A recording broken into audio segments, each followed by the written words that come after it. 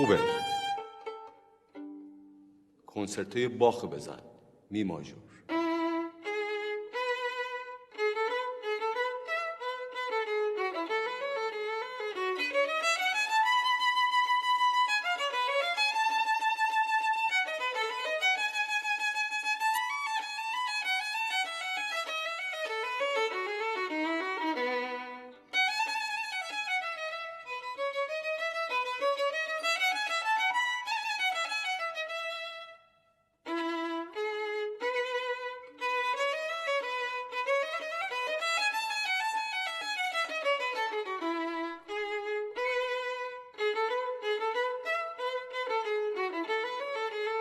کافیه.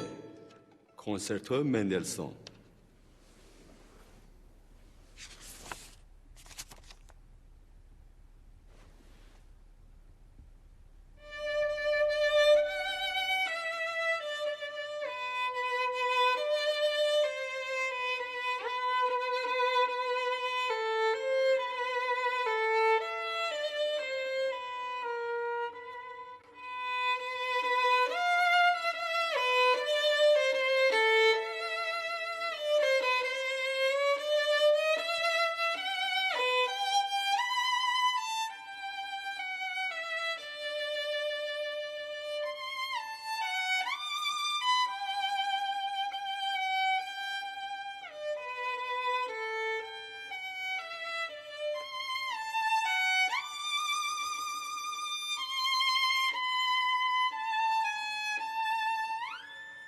خوبه.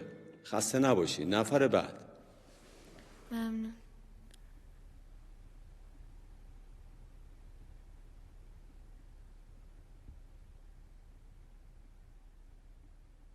سلام. خیلی خوب بودی. نه مدرسه رو چی کار کردی؟ نفهمیدم چجوری از بچه ها امتحان گرفتم. واقعا خب تو شنیدی خوب بود؟ من قدمم خوبه، مطمئنم قبول میشی.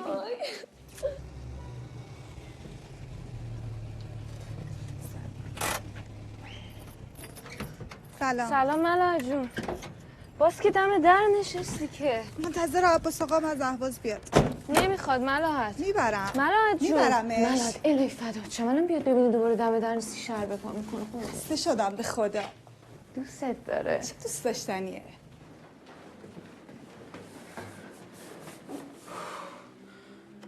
بازگشت وجود این رقم از 25 و تا 15 بهمن. مامان مامان من اینجا. سلام. سلام. چرا انقدر دیر کردی؟ وای مامان چه کار کردی این پردار؟ رفتم این قابا رو بگیرم دیر شد. یه پیغام داشتی؟ پیغام؟ بله. سلام خانومی. خوابی؟ بیداری؟ اصلا خونه هستی؟ نه خیر، همش در حال دویدنه. اگه به فکر خودت اومدم نیستی لااقل به فکر بچه‌م. هستم. خوب عزیزم. متاسفانه فردا به تهران پرواز نمی‌کنی. نه. بعد چند روز بریم روم. نه. اما اگه خوب به دور و برت نگاه کنی منو می‌بینی. همیشه کنارتم. به مادر جونم سلام برس.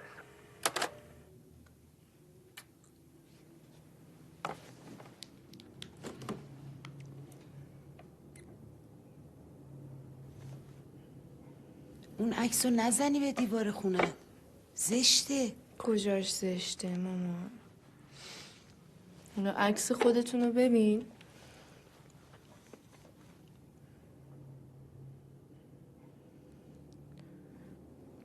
مامان چه چشقره‌ای به بابا رفتی؟ آخه خدا بیامرز عمت هی میگفت رو سری تو بردار.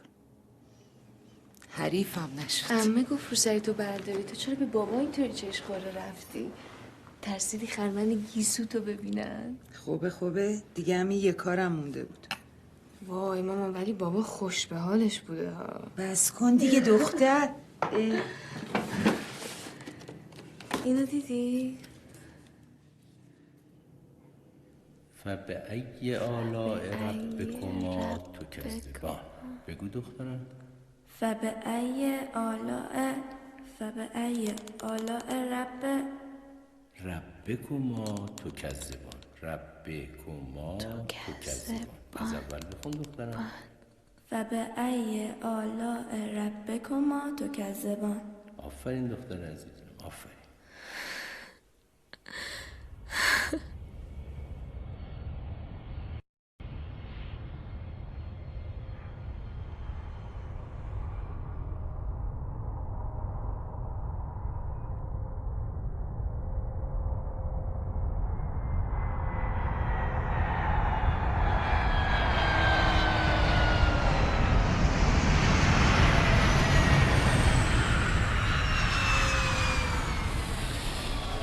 پرواز 581 از بارسلون همکنون به زمین نشست. بارسلون هم همش تو جلسه بودی؟ موزه پیکاسو رو نرفتی ببینی؟ خوش اومدی.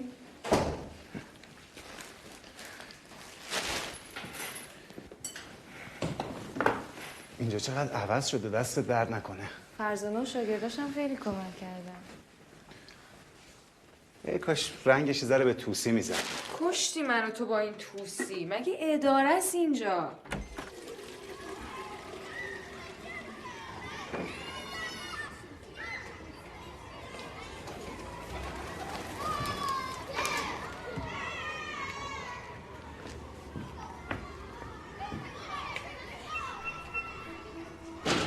این ننوه از کجا اومده؟ 100 بار که بهت گفتم که من و مامانم و مادر بزرگم و مادر بزرگم همه تو این ننو خوابیدیم. پس دیگه وقتشه یه پسر این تو بخوابه. باز شروع کردی؟ چه فرقی میکنه؟ 135 روز دیگه معلوم میشه که پسر یا دختره. ببینم که این دفعه چی آوردی؟ وای چقدر قشنگه، همون رنگیه که میخواستم. اینو برای مامانت آوردی؟ قشنگه؟ قشنگه، فقط نمیدونی مامانت از اینجور مدل خوشش نمیاد. این که دیگه خودشه. خیلی خوبه. ببین دوست داری؟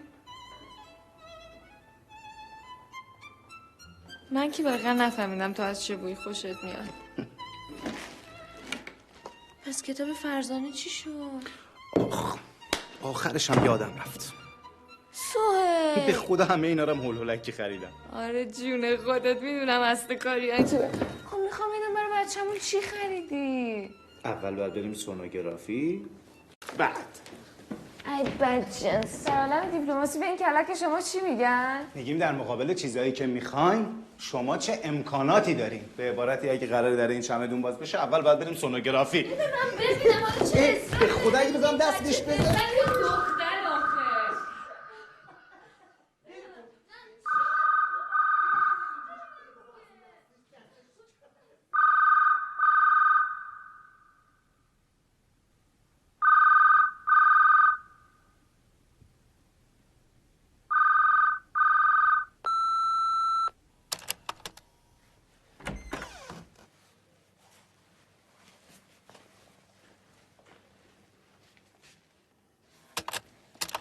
سلام، شبتون بخیر. من شکوهی هستم. خانم اکرمی چند بار تماس گرفتم تشریف نداشتین. مجبورم براتون پیغام بذارم. بهتون تبریک میگم. هیئت جوری با اکثریت قاطع شما رو به عنوان سولیست ارکستر انتخاب کردن. چون یه ما دیگه جهت اجرا باید به اتریش بریم، لطفاً از فردا هر روز ساعت 4 بعد از ظهر سر تمرین حاضر بشید. سهیل کی بود؟ از وزارت خونه بود. جلسه فردامو یادآوری کردن. اینم صدای قلبشه. یه ذره بلندش میکنی؟ بله. میشنوی؟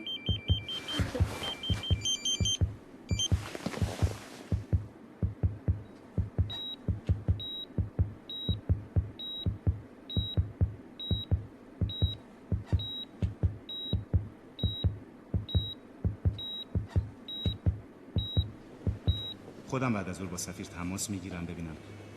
گوشی؟ پسره؟ آره. گفتن یه سری آزمایش و CT اسکن و اینا بعد انجام بدیم. ببخشید عذر میخوام.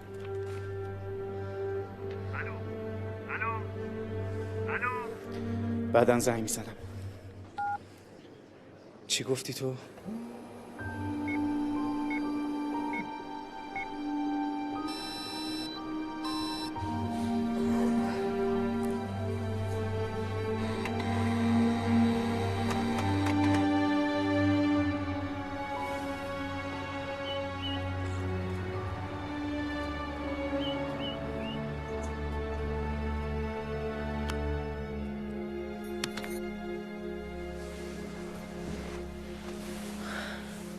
ولش کن فرزانه، حوصله ندارم.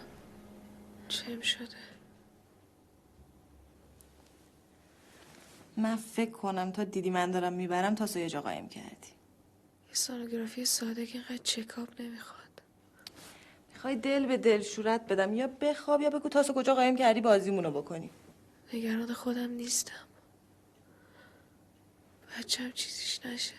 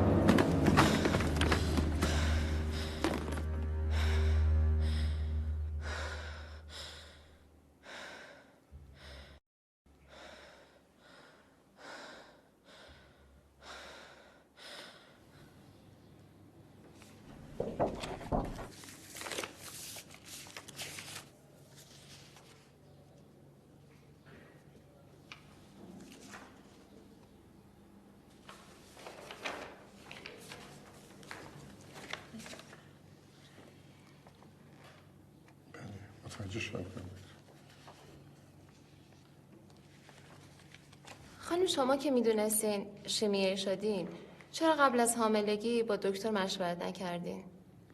شیمیایی آخه شدن؟ ایشون مشکلی نداشتن. یادم یه هفته بعد از شیمیایی شدن همه اثراتش مثل تورم چشما و تولا همه از بین رفتن، خوب شدن. درسته؟ بله. خوب شدن قطعی برای فرد آلوده به گاز خردل فعلا وجود نداره.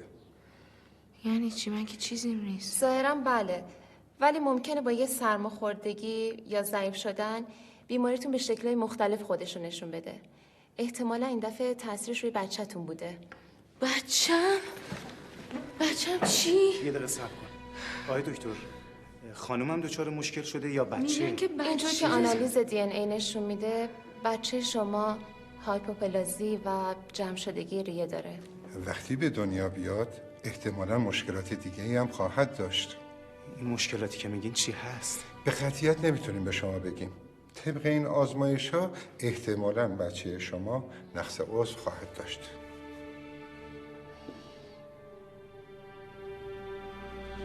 بچه دار میشده. بیشترین نگرانی اینه که در موارد مشابه متاسفانه اثرات گازهای شیمیایی به جنین مادر منتقل شده.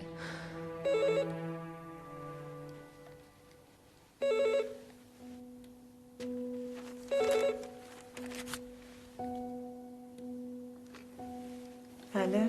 سلام فرزانه. سلام. چه کار کنم؟ خودت باید تصمیم بگیری.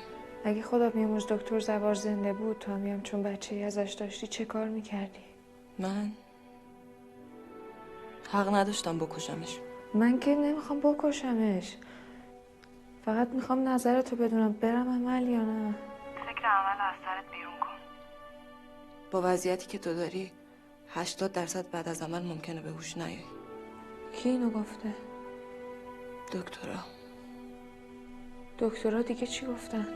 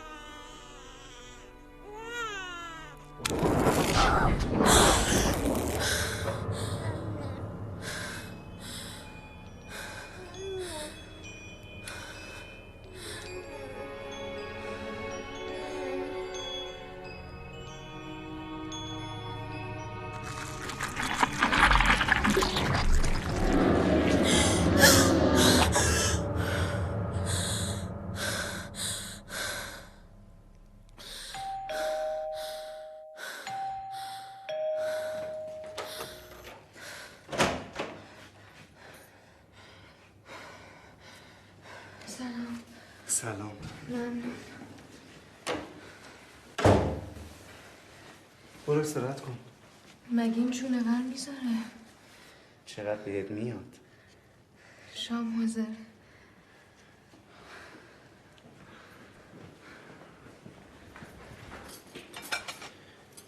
میگم چطور استخاره کنیم؟ ببینیم خودش میگه چیکار باید بکنیم. ها؟ استخاره برای چی؟ مگه ندیدی دکتر چی گفت؟ گفت احتمال داره. خب دکترها عادتشونه، همیشه میگن احتمال داره. بله اینم گفته که احتمال داره که من بعد از عمل به هوش بیام. تازه اگرم به هوش بیام ممکنه دیگه نتونم مادر بشم. راسته که رحم و بچه رو با هم در میارن؟ تو هم به چه چیزایی فکر میکنی؟ تو همه چیو به من نگفتی سوهیل. فرزانه نتونست جلو زبونشو بگیره، زنی که آی به خاطر همین فضولیاشی که خانوادش برش کردن به امون خدا. بی خودی مشکل رو گردن دیگران ننداز. خب شاید یه حکمتی تو کاره. خدا میخواست که تو شیمیایی بشی؟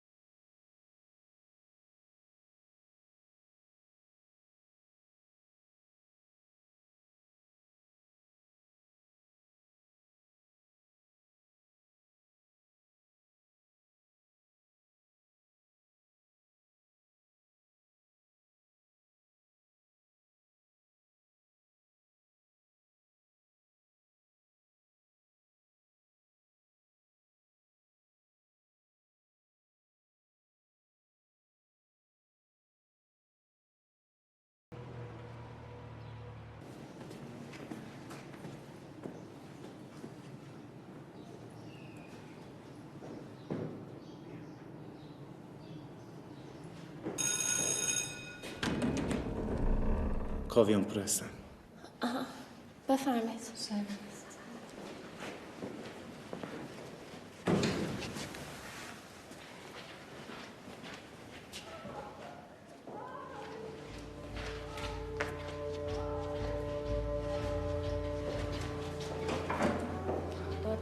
داد نزن برای سوال میشه خواهد کاویان پور اومده چی بگم؟ بسته دیگه رو خدا بسته. در ببر بیا کمک. خسته شدم.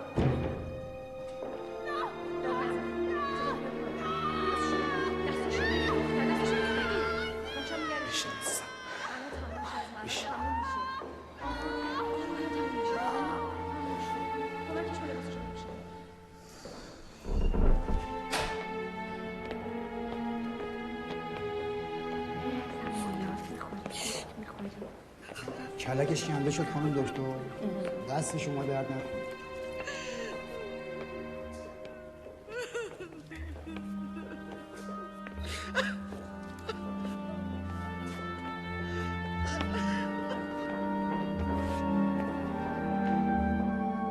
آقا تو ماشین منتظره.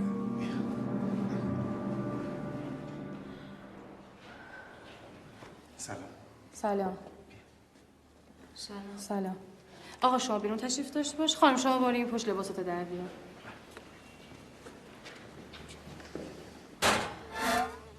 خانم من 4 ماه و نیمه میخوام ببینم این بچه دردو میفهمه الان یا نه. نه درد نمیفهمه. باید راحت باشه. لباسشو در بیار. کمکش کن لباسشو در بیار. آخه در میارم، خودم در میارم. آخه من ضربان قلبشو میفهمم، مثل ماهی تو شکمم تکون میخوره. ماهی؟ پدر سوخته حرومزاده چه کارا میکنه؟ چه حرفا ماهی؟ این آقا شوهر منه خانم. چه ربطی داره؟ همه همینو میگن. این چه طرز صحبت کردنه؟ مگه من به بچه من میگه حرومزاده؟ خانم دکتر این حرفا چیه؟ من شوهر رسمی ایشون هستم. هیچ ربطی من نداره. خانم یا لباسا در بیار حاضر شو یا برو بیرون. مثلا خیلی شلوغه. اینجا کجاست من آوردی تو؟ ساکت باش. چه توضیحی میدی؟ خانم فکر میکنم برای شما سوء چه تفاهم سوء تفاهمی؟ هی میگه درد میکشه. انگار نمیدونی که قراره رحیمشو مثل هندی باقاشو بتراشن. من مادر این بچه‌م نباید بدونم بچه‌م تو شکمم درد میکشه یا نه؟ مادرشی؟ همه کسایی که میان اینجا مادرن، فقط موضوع پدراشون مشخص نیست. من اگه واقعا مادرشی برو بشین بچه‌تو بزرگ کن. شما نباید با توهین جوابشونو بدید. هی میگه ماهی. من دارم توضیح میدم. مگه ما قزلالا داریم چیز می‌کنیم؟ برو بیرون آقا. برو بیرون خانم. چه بحثی؟ بیا بریم سوهل. من خودم 10 بار تو رو تا اینجا کوتاش کردم. سوهل اصلا اینجوری واسه من مقدس بازی در میاره. اینجا رو پیدا کردی بکنی رو. بیا خودم دیدمت. زنی که آشغال بحثی داری تو با این خانم. خفه شو. خانم دکتر من با آقای نجم‌الدینم عرض کردم. من ازتون خواهش می‌کنم. اصلا دیگه خود کبار در بکنم چی اومده بدونم. من از شما ممنونم. من از شما برو بیرون آقا. برو بیرون دیگه اعصاب ندارم. برو بیرون. شرایطم در نظر بگیرید. من خواهش فقط به خاطر آقا دکتر نجم‌الدین بودا. برو بگو بیاد.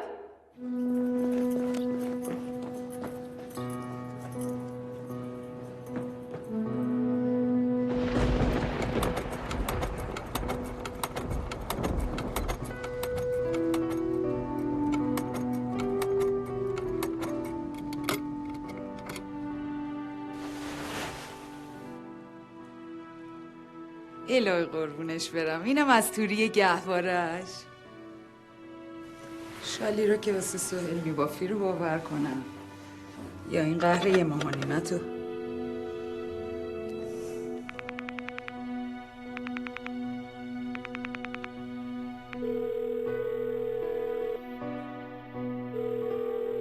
بله بفرمایید. الو بفرمایید.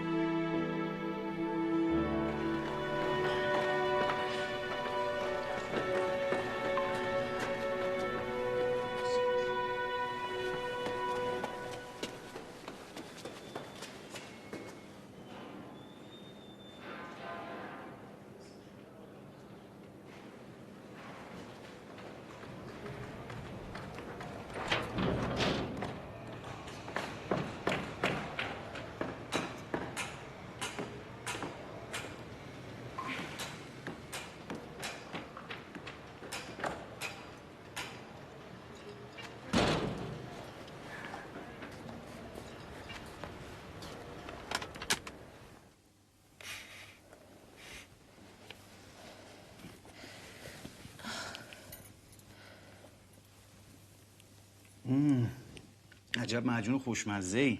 نریزه پره. این ماجرا که تموم شد مأموریت‌های دیگر رو با هم میریم. راستی بهت نگفتم سفر بعدیمون ایتالیاست. ونیز رو باید ببینی. وای که چقدر قشنگه. فکر میکنی اینطوری کمتر درد بکشه؟ دکتر میگفت تزریق تموم نشده بچه بیهوش میشه. هیچی رو نمیفهمه. کاش که نرفته بودیم سونوگرافی. آدمای سالمش تو این جنگل بیره سخت به حقشون میرسن. سپیده اگه یه روزی من و تو نباشیم این بچه ناقص تنهایی میتونه پس زندگیش بر بیاد.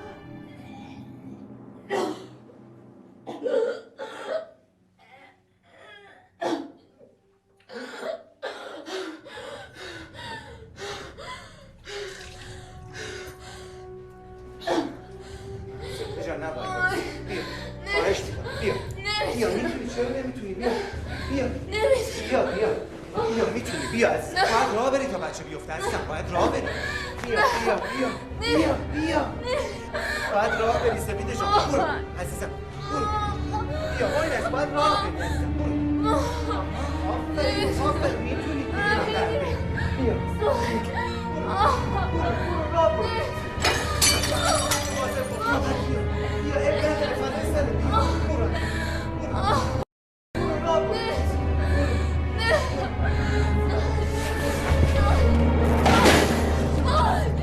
خودت نشون. چی کار میکنی با خودت؟ چی توکسیه؟ توکسه. آره توکسه. آره دارم میمیرم. سای جان. یکیو بزنی حتما میفته.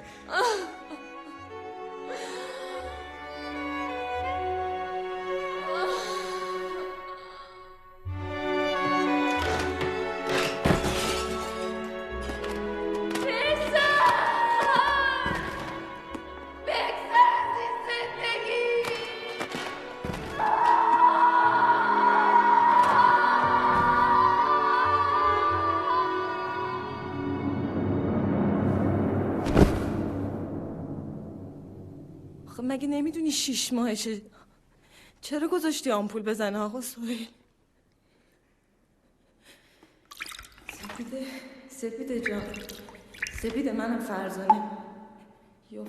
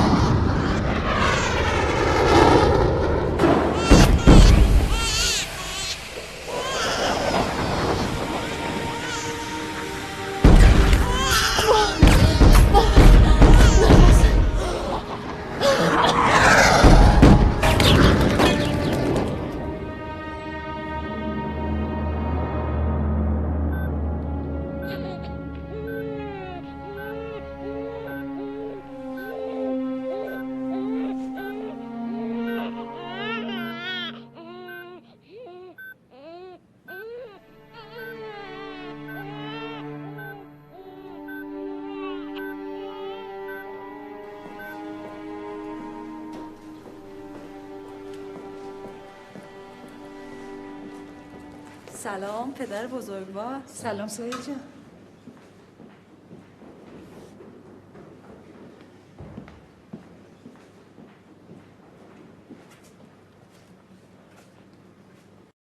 چی شده مادر؟ حتی حاضر نیست ببیندش. خب بهش میگفتی هنوز این بچه نارسه، باید تو چند وقت تو دستگاه بمونه. میگه بچه ناقص باید بره آسایش کن. ولی طلاقت میدم.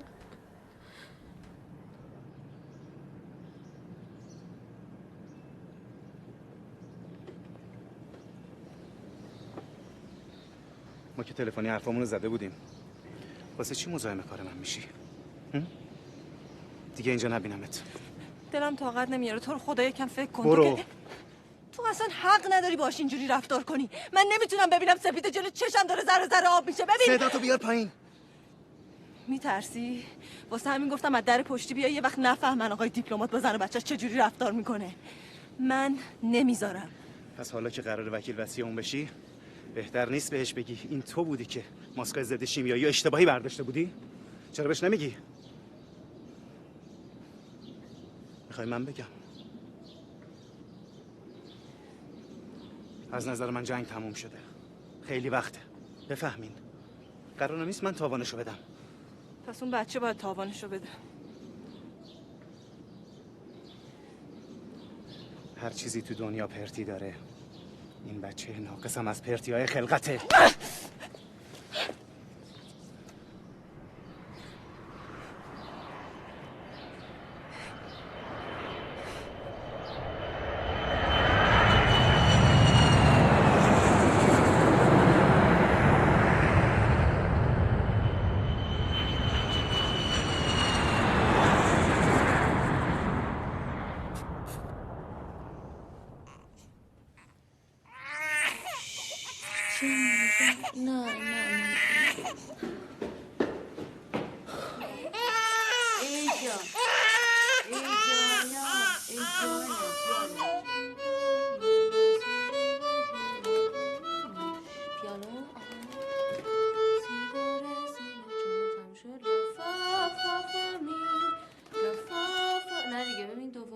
اولی فورته دومی پیانو.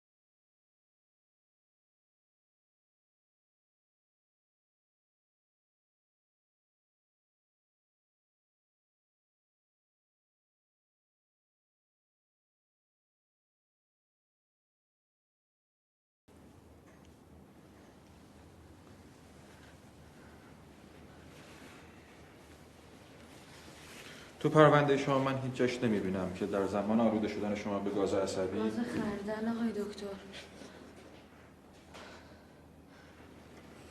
تشخیص من اینه که این بچه نارسایی ژنتیکی داره. هیچ ربطی هم به گاز عصبی نداره خانم. گاز خردل. اگه تایید کنم ناقص بودنش به خاطر گاز خردله بیشتر پول میدن.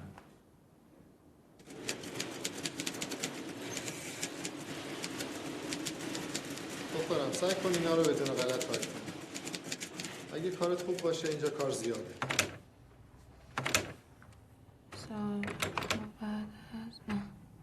سالها بعد اولین مردی که سعی کرد بلند حرفش.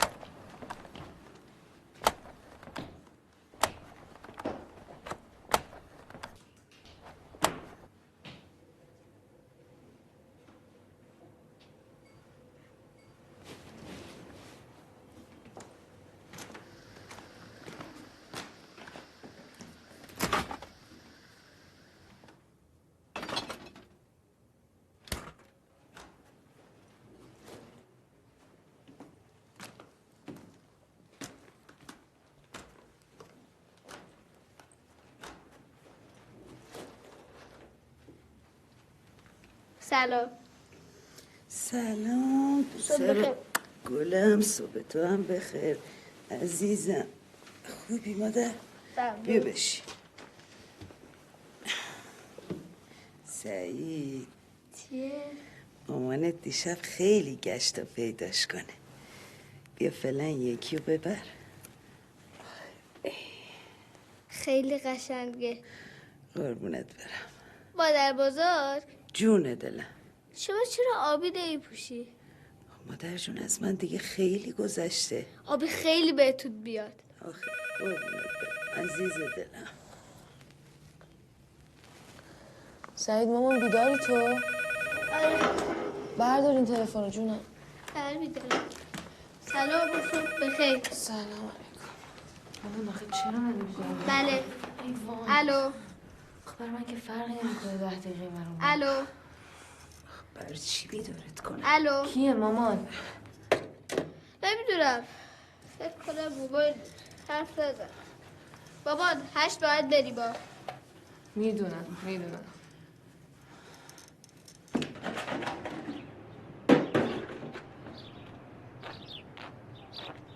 سلام سعید. بیا منتها هر نیم ساعت یه بار درشو باز کن یه نفسی بکشم. دست در نکن. خداحافظ. خداحافظ. خدا فرزانه من؟ ها؟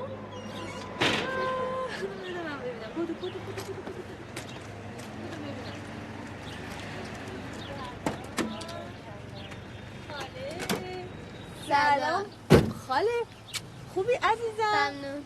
عمو روبی که امروز به چی داد؟ بوش. موش وای چه خوشگلن.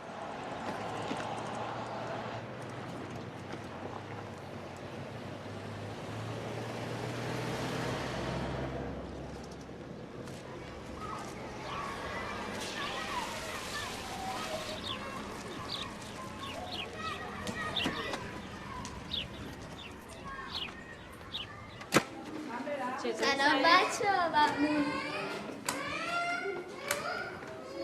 خوبی؟ سلام.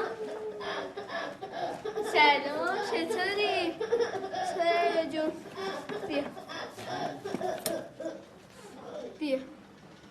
جان وای فرزانه های اول دست و پاش جمع بود، حالا ببین چی کار میکنه. تازه اگه کنسرت رو بندازی خیارا بیشترم کمک میکنه. آره اول سعید و مهیار رو باید راه بندازم تا بعد یه فکرم به حال بقیه بکنم. کله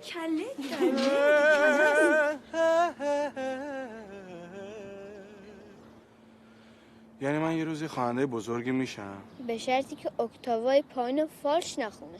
کاری میکنم مادرم با افتخار بیاد دنبالم. میرم باهاشون زندگی میکنم. ولی من میخوام بیا واسشگاه. فرزانه تو که مامانت دوستت داره، برای چی میخوای بیای اینجا بمونی؟ مادرم بزرگ MS داره. مادرم خیلی کار میکنه، خسته شده. دروغ میگه، حتما میخواد شوهر کنه. مادر من دروغ نمیگه. دروغ میگه مثل مادر ماریام. خودم شنیدم امینا خانم مددکار میگفت. فکر میکنه من عقب موندم، نمیفهمم. میگه بابای ماریام میره جنگی کنه دیگه نمیاد. اینجوری میشه که ماریام هی جیغ میزنه، هی گریه میکنه، هی جیش میکنه تو شلوارش. این بچه کوچولو رو میزنه و دست و پاش کج میشه. خودم شنیدم میگفت بابای مریم مامانش رو قسم داده به همه بگه مفقودالاثره. بابای برای مفقودالاثره.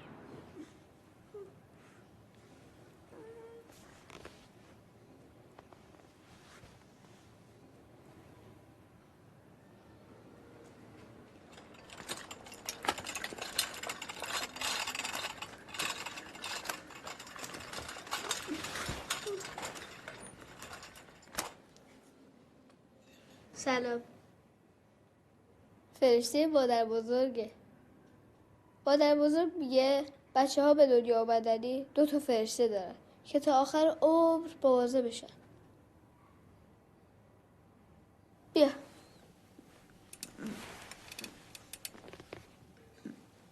بال تو. شاید بدونی بابات کجاست.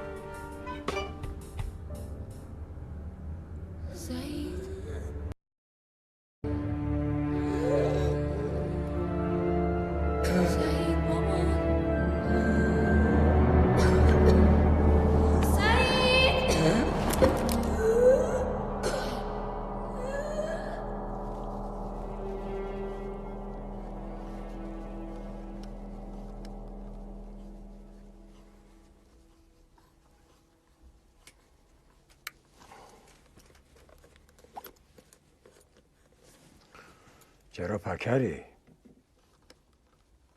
امروز تو کلاس موسیقی گند زدم. اب نداره. یه وقتایی تو زندگی هممون گند میزنیم. ابو روبیک، بله. راسته که میگن حضرت عیسی پدر نداشته؟ پدر؟ نه اینجوری که ما آدما داریم. چرا؟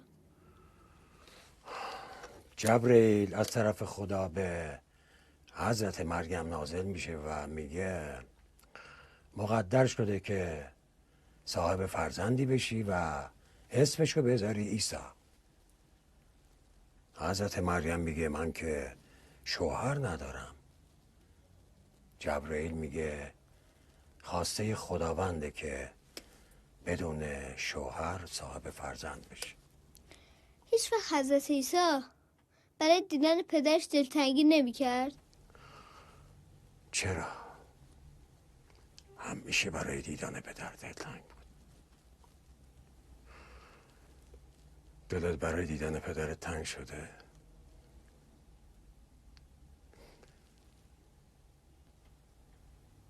من هیچ وقت ندیدمش. ای کاش خدا باریاب هم دختر خودش میدونست. مریم کیه؟ یه دختری تو آسایشگاه. باباش مفقود البصره. مثل شما از این عکس‌ها داره. اینقدر برای دیدن باباش دلتنگ شده که دیگه نمیتونه حرف بزنه. فقط میتونه آواز بخونه. کم کم اینو دیگه باید عوض کنی.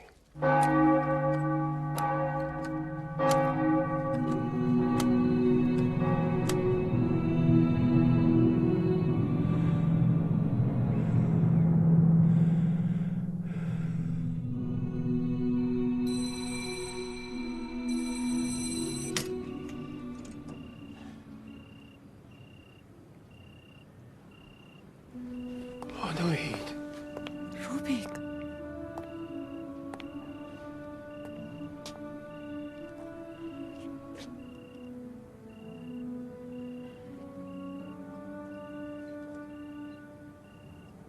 Heris kann ușațar. Ամենը կարծում են դու նահատակվել ես։ Անունս շին դևեսարի բեսորխին։ Ինչ խորաղիմ անեմ։ Շատ եմ սպասել քեզ։ Ամեն գերիները վերադարձան, բայց դու չեկար։